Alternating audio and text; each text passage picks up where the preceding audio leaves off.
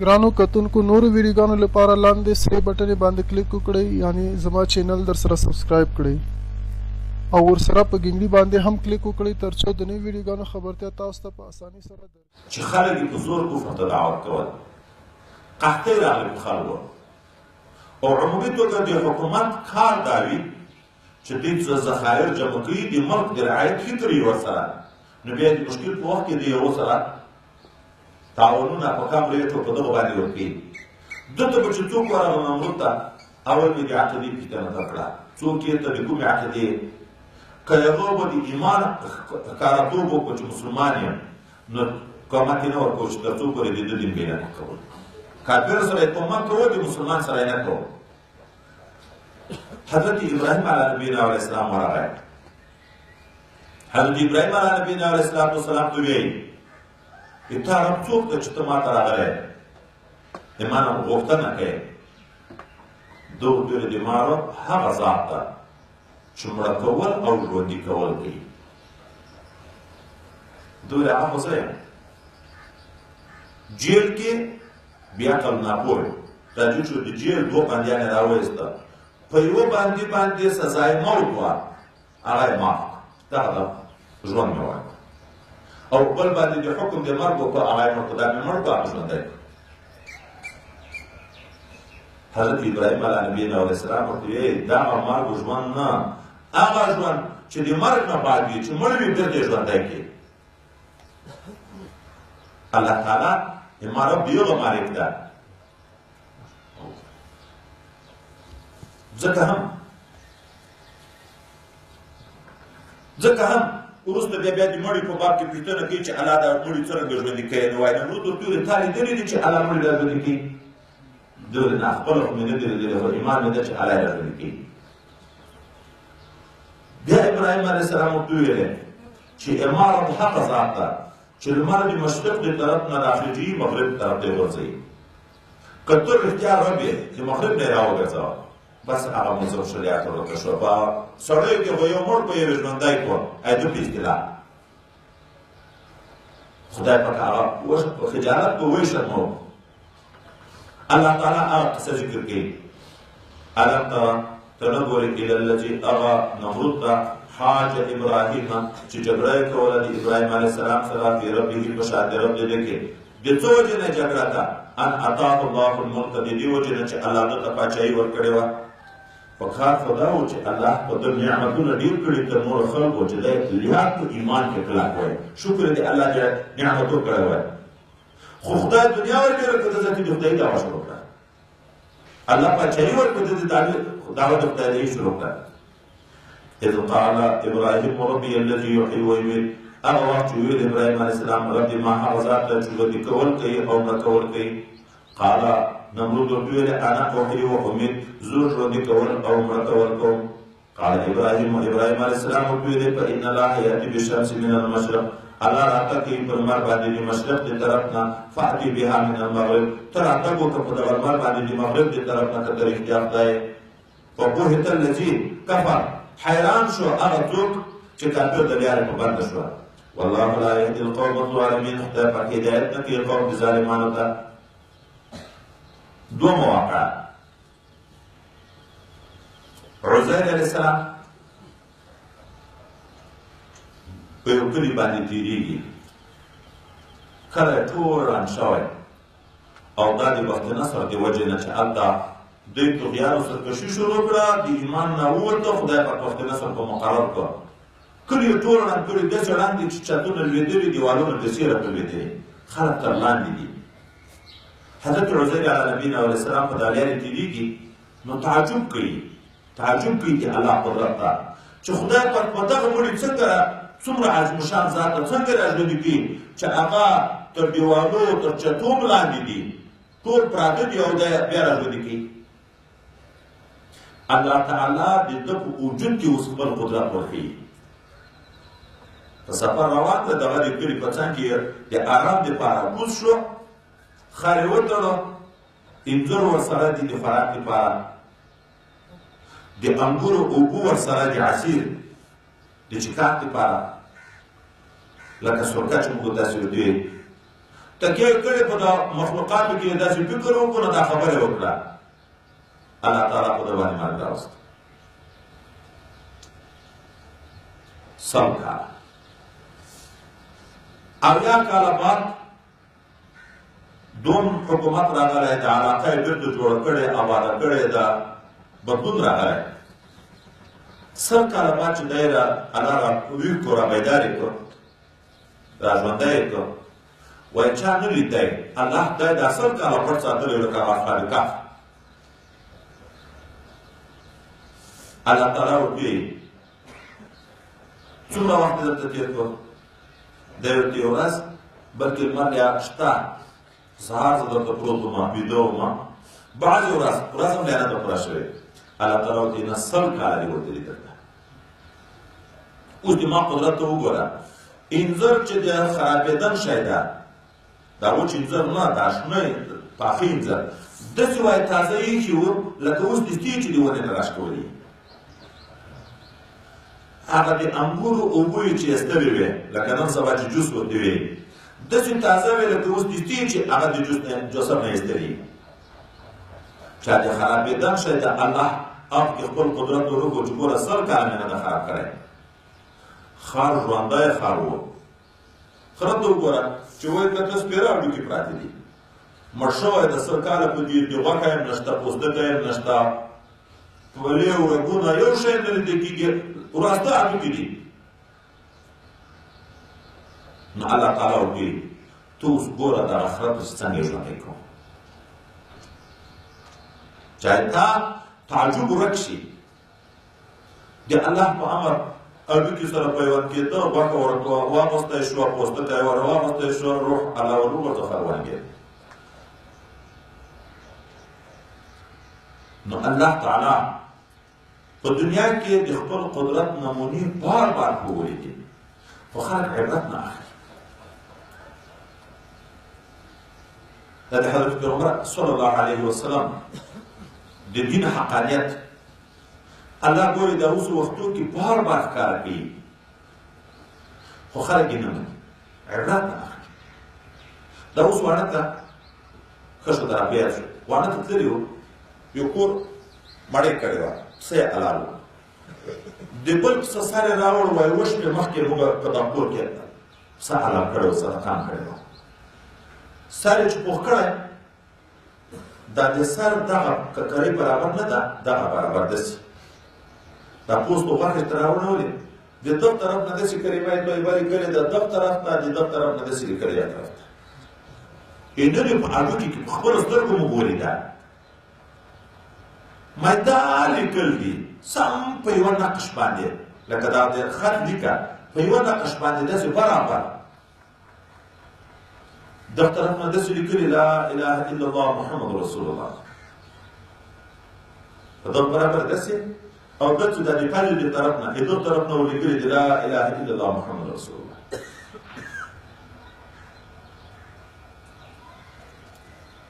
علما د منطقي علماو یو بل ته چې دا خبر ما وکړه ما ته خو دې ورځې راوکړو دوی چې دا خو مې لیدلی وای بیا یې راوړ یو به علماو ټول ولیده حتی په دغه غټ موبایل باندې تصویرونه تر واسطه چې په دغه کې هغه شی راولویږي چې داسې سره کش کې چې بیا ډېر واضح کېږي نو یو بل عالم ویلې وایي اسم محمد صلی الله علیه وسلم په نامه یو کتاب و چې راوتلی اسم محمد دا چې د نبي علیه السلام نومونه ښکاره شوي په هر څه شي کې دي د هغه فوټو عکس شته کې ما ته چا هندوانه راوړه دیره کې د حضرت پیغمبر علیه السلام نوم واضح کې لیکلی داسې نه چې یا ګرېدلې ده یا هغه د نه د خپله په دا پوستکي کې واضح لیکلی ټماټر یې وایي دا نه د واڼه کې پېښ شوې وه ټماټر یې په منځ دوه ځایه کړی په یو طرف الله ولیکل شو په بل طرف باندې محمد ولیکل شو غټ غټ ښکاره په وریځ کې د نبي علیه السلام نوم ښکاره شو په ونو کې کلمه عکس راغلی ده کلمه طیبه شته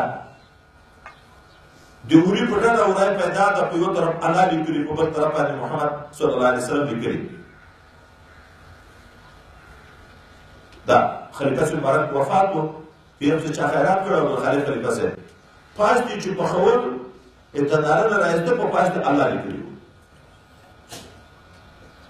دا حقانیت دین خدای دنیا ته راښکاره کوي،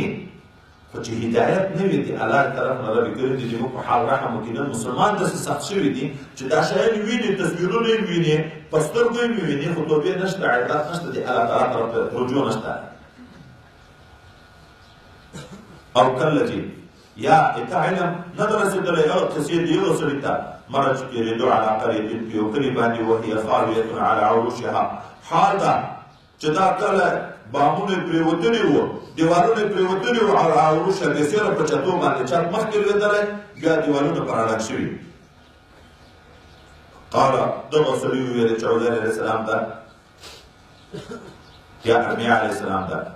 انا یحیی هذه الله بعد موتها، څرنګه به بیا ودانوي ژوندي کوي الله اهل دغه کلي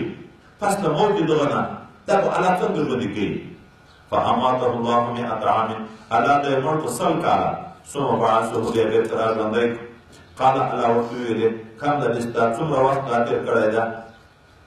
قال لبثت یوما او بعض یوم، دوی ویلې ما وخت تېر کړی یوه ورځ یا بعضې ورځ.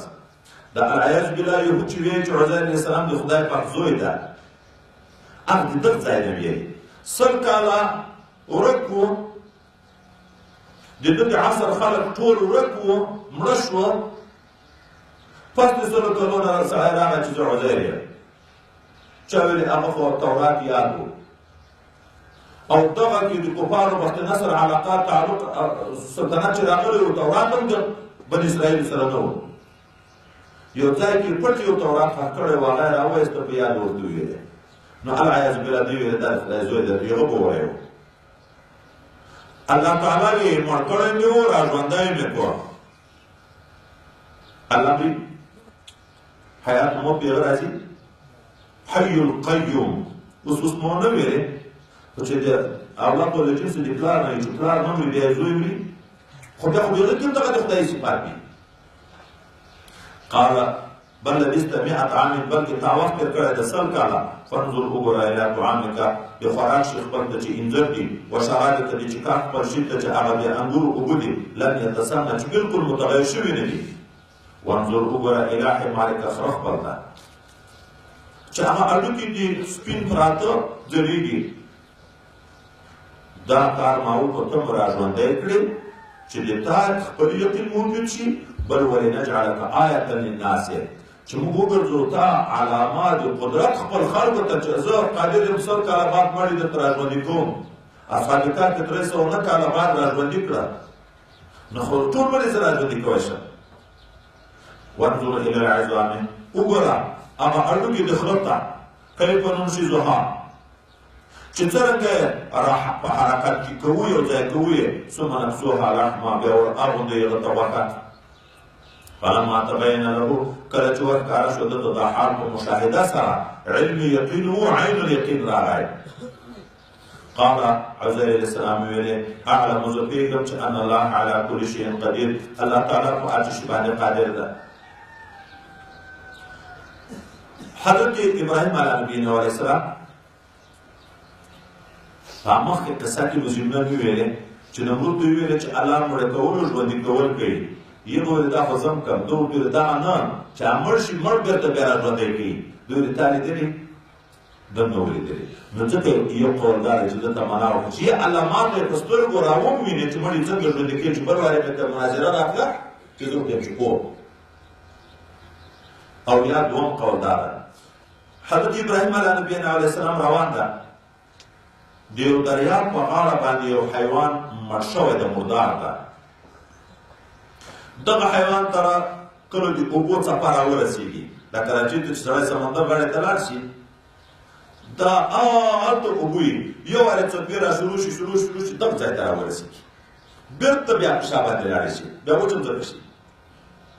نو چې اوبه راورسېږي، د دریاب حیوانات دغه مړ شي غوښه خوري. چې اوبه بېرته په شا شي، بیا دغه سپي مې دغه شیان چې دي د ګیدړانو سپیو دا ورځي غوښې ته خوري. نو دغه یو حیوان ده تقسیم شو په خېټو د وچې او د دریاب د حیواناتو کې. نو دی د الله قدرت او تعجب کوي چې راژوندي کوي، خو ایمان خو شته، خو چې الله څومره قادر مطلق ذات ده چې د دغه څه اعضا وچه کې تېر شو، څه په دریاب کې تېر شو، دا ټول راژوندي کېږي. نو الله ته سوال کوي، دغه سوال د شک په بنیاد نه ده، د اطمینان قلبي دپاره ده، د علم یقین ده چې عین الیقین مقام پیدا شي. درې مقامات ذکر کېږي، یو علم یقین ده، یو عین الیقین ده، یو حق الیقین ده. مثال په خارج کې هلته لرې لوګی چا ولید، نو یې ده یقین شي چې هلته اور بل ده، دا هم یقین ده. خو احتمال د خطا شته، کله سړي ته اور لیدل کېږي خو هغه په واقع کې د لرې نه ګردونه وي، موسم د وریځو یې تور لیدل کېږي، ګرد نه وي، لوګی نه وي، اور نه وي. خو دوم دا ده چې ورنږدې شي په سترګو یې ووینې چې اور بل ده. تر هغه مخکې نه علم کې زیادت راغی، علم یقین عین الیقین شو. دریم بیا دا ده چې ګوته ورله چې په وس وي، په خپل ځان تجربه کې، نو دلته حق الیقین د ذاتي شک و شبهات شي جوړه کېږي. ما ته چې داسې مقام پیدا شي، ځکه الله د دې دپاره چې څوک په انبیاو بدګمانه نه شي، رښتیا الله کتن ولې د تا ایمان نشته د ما په قدرت باندې، دی وایي شته مې صرف اطمینان قلبي غواړم چې تردد ختم شي. دغه ملګري چې د علم استدلال په مقام کې دي، د عامو مسلمانانو حال، مسلمان د یوې عقیدې چېرتن د بله ورځې بلې عقیدې په چېرتن په واوړي، څه دلایل ورته وویل، مذهب د امام صاحب و، مذهب پرېږده بېرته لا مذهب شو، ګرځي که نه ګرځي. دغه مقام کې تبدل راځي، او حق الیقین مقام ته چې سړی ورسېږي، هغه چې ما یو وارې مثلا په دغه شي باندې حق الیقین راغی، دغه د په سترګو وینم لاس په لګېدم چې دا لوډسپیکر ده، که ما ته څوک په هوا والوځي، دومره خوارق راښکاره کړي او راته ووایي چې دغه ګیلاس ته ځئ منه، دغه مقام بیا تردد نه کې راځي. نو الله تعالی دوی وعظ قال ابراهیم یاد کړه وخت ویل ابراهیم علیه السلام ربي ای رب دې ما ارني کیف تحيي الموتى، ته ما ته راووینې چې ته دوواري مړي څنګه ژوندي کوې. قال الله تعالی ورته اولم تؤمن، آیا د تا ایمان یقین نشته د ما په قدرت باندې؟ قال دی رښتي ورته بلا، نه شته، نه د هغه خبرې په تردید وي، اثبات به د دا بجې نه شته، ولکن یطمئن قلبي. د دې دپاره زه دا مطالبه کوم چې زړه کې مې ښه اطمینان راشي. دا چې خلکو په دا اشتباه کړه چې ابراهیم علیه السلام د الله په قدرت کې شکمن و، نبي علیه السلام ورته نحن احق بشک منه. که یو وارې ابراهیم علیه السلام شک وکړي، بیا خو موږ احق په دې چې موږ هم شکمن وو، موږ باندې صحابو دي په ما باندې دا ګمان راځي چې زه د الله په قدرت کې شکمن یم؟ نه، نه بیا هم ګمان راغلی. نحن احق منه. وروسته به بیا لږ څه تشریح زیاتې بیا د دغه ځای راته وکړم چې نه زړه مې مطمئن شي. نو الله یې طریقه وکړو. اوس دلته د تصوفو په اصطلاح باندې څه مقامات دي، وایي دغه یو مقاماتو ته اشاره ده، او دا پوښتنه د یو مقاماتو په بنیاد ده. یو ته مقام د عروج وایي، بل ته مقام د نزول وایي. عروج سیر الى الله، نزول سیر من الله. سیر الى الله، الله طرف ته نږدې کېدل، چې اول حدیث ته ذکر کوم، ځینې به په زړه کې شک نه درلودي چې دا څنګه کېږي. حدیث د بخاري شریف ته ما ته الله وایي چې ما ته اول چې بنده رانږدې کېږي په فرضو رانږدې کېږي، بیا چې نفلي اعمال او اذکار کوي رانږدې کېږي تر دې چې د ما محبوب شي. او چې ما محبوب شي، زه یې سترګې شم چې په ما لیدل کې، زه یې لاس شم چې په ما نیول کې، زه یې پښې شم چې په ما رفتن کې. اوس معلومیږي چې اول د بنده د طرف نه بعد ټکه نه ده، الله د طرف نه خو د علم د قدرت په لحاظ قرب ده، نحن اقرب الیه من حبل الورید، خو بنده د اعمالو په لحاظ علا نه لرې ده. اوس دغه قرب چې پیدا کېږي چې د بدن د صفایي کار د شروع به د عالم امر او د عالم خلق تقوا دیانت د شروع کړه، دا الله طرف ته ورنږدې کېدن ته روان شوې نو سیر الا الله تګ الله تعالی طرف ته دا سیر الا الله فی الاشیاء چې دا د عالم خلق او عالم امر تزکیه او تصفیه ده بیا چې د دغه مقام نه ورسېږي پورته شي زویل د صفاتو د خدای پاک ته ورسېږي د یو نه بعد سیر الا الله فی الله شروع کېږي دا سیر الا الله فی الاشیاء ده په ممکنات ده په معنا حقیقي سره ده ځکه مسافه شته او د یو نه بعد چې زویل د صفاتو ته ورسېدو بیا پورته صفاتو ته عروج کوي بیا شویناتو ته بیا اعتباراتو ته او بیا عین ذات بحث الله تعالی ته قرب پیدا کېږي یو ته سیر الا الله فی الله ویل خو دا سیر په معنا مجازي علمي ده مکان نشته علومو کې اضافه توب راځي په علم په چا باندې راشي په صفاتو د خدای پاک راشي بیا په شویناتو راشي بیا په اعتباراتو راشي او بیا دغسې پورته عین د ذات تجلیات ورته شروع شي مرید صالح چې دا کوشش شروع کړي سیر الی الله فی الاشیاء سیر الی الله فی الله چې دا څومره تام شي عروج تامه ورته ویل کېږي بیرته بیا د الله په حکم د خلکو د رهنمایي دپاره دی مقرر شي نو لکه بیرته روان شو ځینو ته ختلی و په هر چا ته اوس بیرته راکوزېږي سیر من الله فی الله د الله نه شویناتو اعتباراتو ته بیا شویناتو ته بیا صفاتو ته بیا زیر د صفاتو ته سیر من الله فی الله بالله بالله څه معنا دلته ورته ورزیات شو هغه کمالات د ځان سره راوړي داسې نه ده چې کمالات پاتې کېږي بیا دغه نه عرش عظیم ته دغه نه رالاندې شي مخلوق ته راځي دا سیر من الله فی الاشیاء بالله هغه کمالات د ځان سره راوړي اوس دغه د مرید چې عروج هم تام شي او بیا بیرته نزول هم تام شي نو دی د عادي انسانانو په شکل باندې تشبث بالاستدلال بالاسباب ډېر کوي په خبر کې دلیل غواړي ظاهري اسباب او تهیو ډېره کوي هغه د سیر الی الله په وخت کې توکل زیات وي الله طرف ته مشاهده وي انوارات وي بې اسبابو ته خاص پام نه وي او بیرته چې راشي د عادي انسان په شکل عالمان شهودي بیرته غیبي شي د تشبه بالاسباب بالاستدلال دغه ډېر وي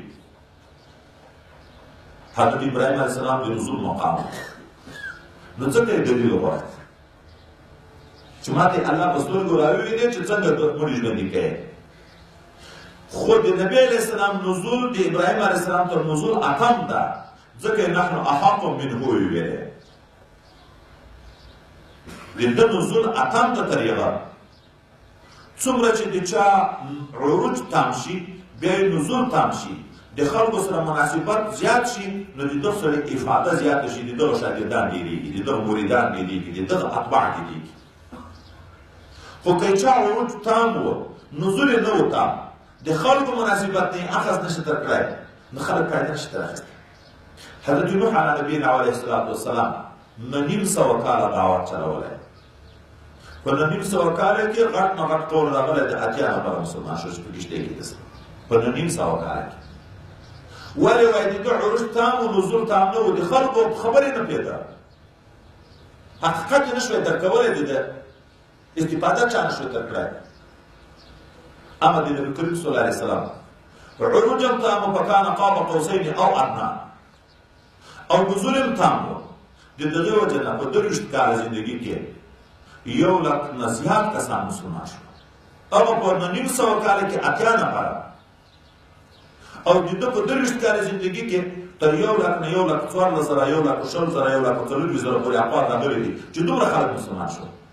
مناسبت په اصل خبر حقیقت باندې پیدا د دغې وجې نه نبی علیه السلام هم د اسبابو تحریر ډېره کړه په احد کې غبر یې زغرې اغوستې وې یو جوړ زغرې اغوستې وې د حفاظت لپاره خو یو جوړ هم کفایت کوي خو دغه مقام کې عجز زیات شي دغه مقام کې نفي د ذات بالکل راشي فنا او بقا مقام ته ورسېږي ځان هېڅ نه ورته لیدی کېږي نو اسبابو پورې لاس نیسي نزول تام و تشبث بالاسباب هم تام کوو دا د عروج او د نزول خبرې دي. نو وایي ابراهیم علیه السلام په مقام د نزول کې و دلیل یې وکړ. حضرت نبی علیه السلام ته یو ځل چې نزول اتمو خلکو ته ویل که یو وارې دا خبره په شک وایي نو زه احق یم په ده، ځکه طریقه نه د ما نزول تام ده، خو چې زه نه یم شکمن هغه نو په طریقه اولا نه شکمن. دا موږ خپل وخت کې د مشایخو سلسلې وینو، بعضې خلیفه صاحبان او مریدان ځایېږي نه او بعضې ته په کال کې یو نه ورپیدا کېږي، خو چا عروج نه یې تام، چا په نزول نه یې تام، کمالات نه یې تام، مناسبت نه یې موجود. ځکه وایي الله تعالی مشرکینو به ویل چې موږ ته تم انسان یې موږ ته څنګه پیغمبر کېږي، ولې ملایکه موږ ته پیغمبر نه رالېږي. الله تعالی دلیل کې څه وایي که په مځکه کې ملایکې اوسېدی ما به ملایکه پیغمبر ورته رالېږلی. مناسبت د استادي او شاګردي خو ضرور ده که نه، چې په مځکه کې انسانان اوسېږي ملایکه ورته راشي. اوس په دغه مجلس کې ملایکې موجودې دي، زموږ ایمان ده چې موجودې دي. وینې هر څوک چې خبر پوهېږي دوی په لیکلو پوهېږي چې دا موږ څه شیان لیکي، دا خبرې به لیکي په پوهېږو، نو بیا به څنګه استفاده دی ملایکو نه وکړو، څنګه به استفاده وکړو د ملایکو نه. نو الله یې په مځکه کې ملایکې اوسېدی، ملایکه به مې ورته پیغمبر کوو، چې په مځکه کې انسانان اوسېږي نو انسانان ورته. په دغه پورې یوه بله خبر درته وکړم چې دا بعضې خلک د خبرې په حقیقت نه پوهېږي، کله کله لږ لږ اعتراضونه هم کوي. قرآن عظیم الشان بیانېږي، موږ تاسو ژړا نه وي، په احادیثو مبارکو کې بیا کله لږ ژړا پیدا شي. د اولیاو په واقعاتو کې چې سړی بیانوي بیا ډېر ژړاوې پیدا کېږي. دا څه وجه؟ نو یو تفسیر لیکي وایي وجه دا ده قرآن عظیم الشان د الله کلام ده، کلام الملوک ملوک الکلام. دیو په حقیقت څوک پیږي نه، ژړا خو بلته پیدا کېږي، جذب خو بلته پیدا کېږي چې څه په اثر پوه شي چې د خبرې په حقیقت نه پیږي. مناسبت د موږ د طرف نه کمزورې ده چې په حقیقت یې پیږي نه، نو څنګه به تاثیر تاته پیدا شي. او انبیا د یو په حدیثو کې بیا لږ اثر زیات ده، ولې هغه په نوع د انسانیت کې موږ دوی سره یو شی څه مناسبت شته. اگر که د صفاتو په لحاظ فرق ده، هغه مظهر د صفاتو د رب د ټولو مرینه نه ګناه ویلی شي، خو دا خو انسان د انسانیت په تقاضا د ده په کلام په حقیقت څه نه څه پوهېږو چې پوهېږو حدیث چې بیانېږي، واقعات چې راځي په حدیثو کې ژړاوې پیدا کېږي. او اولیاء الله چې دي دا بیا تر یو نوی مقام راټیټ ده. انسان ده، امتي ده، معصوم نه ده، معصوم نه ده، کله نه کله به ګناه تر کېږي. اوس د موږ مناسبت د دغه سره ډېر زیات ده، د دغه خبرې په حقیقت ښه پوهېږو ځکه اثر ډېر پیدا کېږي. داسې نه چې دا طریقه فوق ده. که موږ تاسې وګورو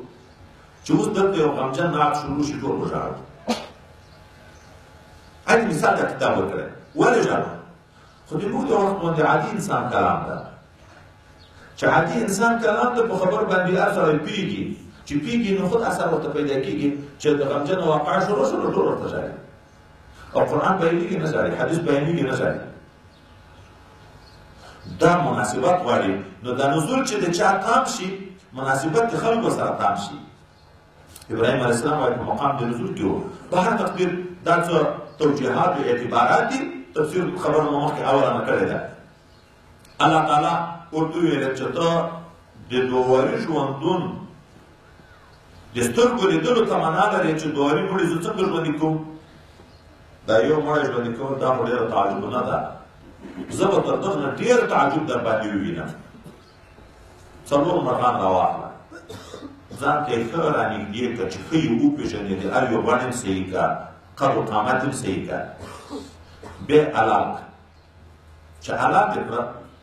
دا سرونه یې دلته درته کېږده، دا نور ټول راواخله، په تیږو منځ کې سره کوفته کړه، ویې ټکوه ویې ټکوه ویې ټکوه، او د هغه غوښې د څلورو سرو سره ګډې کړه، بڼ یې سره ګډې کړه، هډوکي یې سره ګډ کړه، وینې یې سره ګډې کړه. بیا یې هلته په غونډیو باندې کېږده، بیا غږ ور وکړه. ابراهیم علیه السلام، طاووس، چرګ، کارغی کوتره څلور وینې حلالې کړه او بیا یې ټوک ټوک کړه بیا یې غوښې هلته کېښوې سرونه دلته دي بیا یې غږ ورته وکړه په هوا باندې چې راځي د یغه غونډۍ یغه غونډۍ یغه غونډۍ نه په دا هوا د هډوکې د وینې غوښې بڼې د کارغي په هوا کې ټوله د یو نه بل نه سره راجدا شوې چې سر ته رارسېده خپله کارغي وجود جوړ شو د طاووس د نورو نه دغسې راجدا شوې د کوترې راجدا شوې د چرګ سره راجدا شوې دلته بېرته سره یو ځای شوې دا ډېره تعجب نه ده چې سره میکس کوفته یې کړې سره ګڼ دا کوفته غوښه هم بېرته د هر یو جز خدای سره جدا کړه بڼې هم سره جدا کړې وینې هم سره جدا کړې نو چې په دغه زه قادر یم دا چې تا اجزا د بل اجزا سره ګډ هم نه دي بېرته راژوندي کول په دغه کې څه استبعاد ده نور نقطې علما ذکر کوي مخکې ما درته ویلي وو چې یو علم ده یو وعاء علم ده موږ خو د علم لوښي یو علم نشته راسره مخکې علما عالمانو نو نقطې به یې پکې پیدا کولې نو دلته دا چې دا څلور مرغان یې ولې غوره کړه چې طاووس ده چرګ ده کارغی ده کوتره ده دا یې ولې دغه غوره کړه وایي دا ځکه صوفي کرام لیکي چې حضرت ابراهیم علیه السلام خو مخکې مې ویلې چې مقام د نزول و مقام د نزول چې راشي کارب شوي ارشاد ښوونه خلکو ته ښوونه وي الله ده ته دا ورکوي چې د خپلو امتیانو تربیه چې کوي په داسې شکل یې وکړه چې اخلاق رذیلت کې ختم شي نو کمال ته به هلته رسېږي حیات حقیقي ته به هلته رسېږي چې دغه مادي په دې کې ختم شي طاووس کې فخر و زینت ډېر ده بڼې یې ښایسته دي خپلو بڼو ته ګوري ذاتي تکبر ډېر کوي دا ښایست و زینت تظاهر دا په دې کې ډېر ده په چرګ کې شهوت پرستي ډېره ده په کارګي کې حرص او طول العمل اوږد عمر فکر ورسره ده حرص زیاته ورسره ده په کوتره کې سرعت او ترفع چې پرېږدي پورته وځي اوس نو انسان کمال ته هلته رسېږي چې دغه مادې په ځان کې مړېږي ختمېږي دا اخلاق رذیله دي شهوت پرستي د دنیا حرص ترفع لویي په شي کې تلیوار سرعت فخر و زینت دا چې ختم کړي ځان نیستي کړي نو بس د غنه کمال ته رسېږي نو د دغو څلورو شیانو په وژلو کې وایي دغه اشاره ده او دا چې دوی ځان ته راوغواړه په منډه به درته ځي دا جذب ته اشاره ده جذب چې مرید ته پیدا کېږي حقیقي جذب د جذب تفسیر بیا روان دی یو شیطاني جذب وي چې په خپله خوښه نارې وړي دغه شیطاني جذب ویل کېږي دا ریا ده شرک خفي ده د خدای په نسبت باندې د دغه ذکر هېڅ فایده نشته یو دا چې یو د خپل وطن د صفایي کار شروع کړ بیا الله ځان ته ورکش کړي جذب الی الله الله یې څه انوارات په وویني بې اختیاره شي تر خولې چیغې وروځي عشق و محبت دې تیزوي نو هغه سیر الی الله اسانه کېږي په عشق و محبت باندې ځي